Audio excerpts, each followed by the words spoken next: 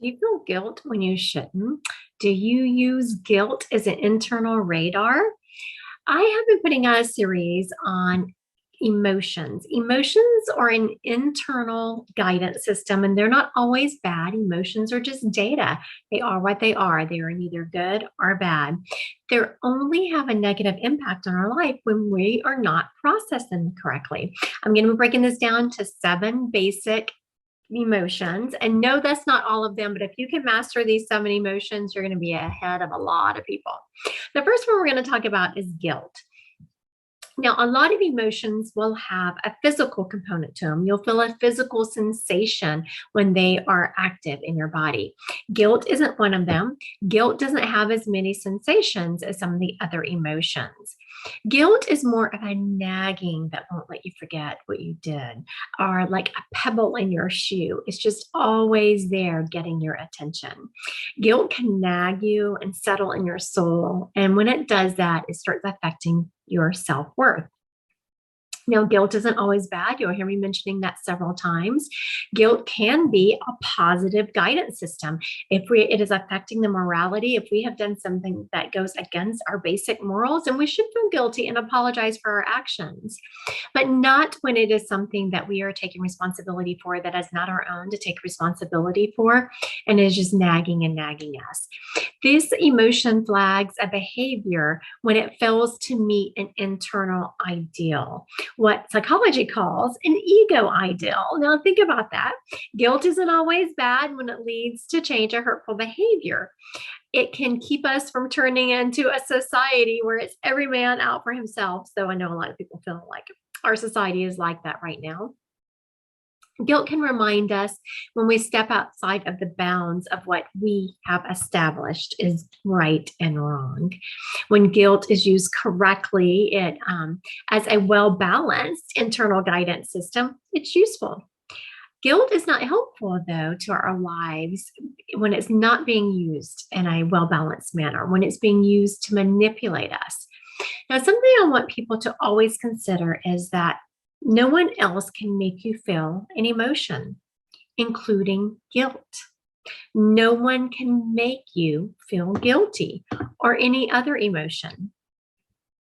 Guilt occurs if our internal standard, whatever standard we have set, and the external behavior does not match. Think about that.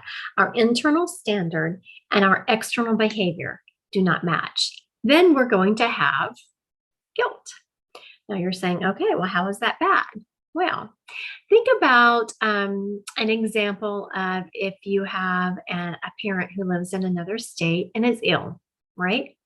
Now, your internal guidance system says that you're going to drop everything and you're going to go and see them. So you drop everything, you go and see them, you ensure they're receiving proper care. Now, your sibling doesn't and justifies their behavior by saying they have family and work responsibilities. Well, so did you. You and your sibling have a different internal guidance system. Now, it doesn't always make it right or wrong, like theirs is better than yours or yours is better than theirs. It's just your own guidance system that you have put in place for yourself. Each person has their own. Manipulation comes into play when someone else knows your internal guidance system and uses it. If your sibling feels truly justified in their decision and your parent is calling them, trying to make them feel guilty, it won't work because it's not going against their internal guidance system. However, if your internal guidance system says, no, you have this huge responsibility for your parents, you should always be there for them, but this one time you're trying to sit it out, and then your parents call you and try to make you feel guilty, it won't work because your external behavior didn't match your own internal standard.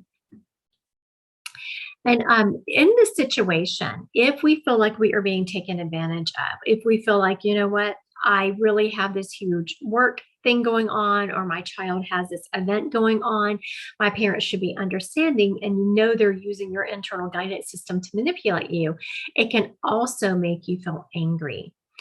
Everyone does feel guilt to a certain degree, but on a different spectrum. if you are someone that has very high expectation of yourself, you will have more guilt than someone who has a low expectation of themselves, because their external behavior is always matching their low standard for themselves. But if you have this perfectionist complex, or if you feel like you need to do it all, and you're not being able to measure up to that, then you're going to feel a lot more guilt than someone whose expectation of themselves is on the other spectrum. Now, there are people in our society who think, does everyone feel guilt? Well, for the most part, but there are the people on the very other end of the spectrum that are completely self-centered, self-absorbed people. We call them narcissists, and they have very high expectations of others, but low expectations of themselves. And it makes them not feel as much guilt. Now, the cornerstone of guilt is empathy. And you have to think about, a narcissist has a very hard time feeling empathetic or empathy for those around them. Empathy is the ability to put yourself in someone else's place. And that's really the cornerstone of guilt. Whenever you feel guilty because you think you can instantly feel how someone else would feel in a certain situation, a narcissist has a very hard time doing that. Therefore, their guilt is very low.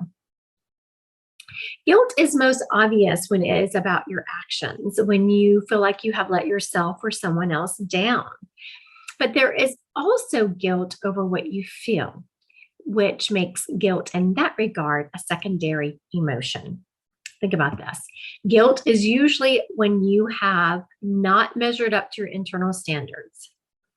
But what am I talking about when I say guilt can be about what you feel? And it's a secondary emotion at that point. If as a child you felt anger and then you were told you shouldn't feel that way, or you felt sad, you shouldn't feel that way. So instead of being taught how to properly process your emotions, then you will feel guilt over feeling those emotions, even if you didn't react to them. Let me translate. You are feeling angry over a situation at work or one at home. And as a child, you were not allowed to properly express anger. Now, I'm not saying you reacted to that anger at home or at work, but just the process of feeling it, you were taught as a child that that wasn't proper to do that. So now you feel guilty over the anger. And that is when guilt is a secondary emotion.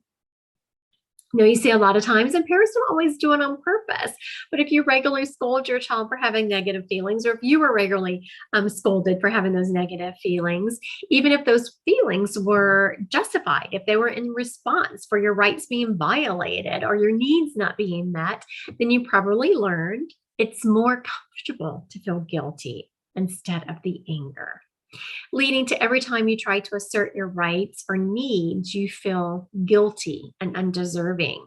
I mean, how many people, anytime they want to do something self-care, if they want to just take a time out and read for a while, or go take that bubble bath when the kitchen is dirty or whatever that is, but you're asserting your rights and what you feel is your need, and all of a sudden you feel guilty, like, oh my goodness, I shouldn't have done that. I should not be taking care of my own needs first. I'm going to walk you through some scenarios of irrational thinking when it comes to guilt, and then we're going to change it around and turn it around to rational thinking. Now, here's irrational. Kids, boss, whoever can make me feel guilty. So you're thinking about, they're making me feel guilty. Nope. The rational belief is no one can make you feel guilty. No one can make you feel any kind of emotion. Another irrational one is guilt is a good thing. It tells me I've done something wrong. Why is that irrational? I just mentioned it in what I was saying earlier, right? Well, the rational belief is guilt is not always a good thing. It tells me I need to reflect on what I have done. So right away, if you feel guilty, you need to reflect. Is this a situation I should feel guilty over? So let the gut guilt be an internal guidance for you of reflection, not instantly just going to that emotion. An irrational belief is, I cannot bear this feeling of guilt. And that's when you run into people when you just cannot bear that feeling. They want to self medicate with food or alcohol, something like that. So the irrational belief is, I cannot bear the feeling of guilt. The rational belief is you can bear any feeling that you have, including guilt. You are strong and you are powerful. Irrational belief, I should feel guilty about my eating habits, overeating, undereating, or eating not good for me food to make me feel guilty. The rational belief is I need to understand why I am making the eating choices I do. So don't feel guilty. I know a lot of times people will feel guilty if they are self medicating with that ice cream or their fried foods, whatever it is. No, the rational belief is don't feel guilty over that. Just use it as a step back to evaluate why are you making that choice, not to feel guilty about them. Because healthy guilt motivates us to reflect on our behavior and ensure it aligns with our own moral standards. Now, another way guilt can make a play in our life is if you grew up being responsible for others, such as siblings or a parent who is addicted to drugs or alcohol. You may have learned that you're responsible for other people's behaviors.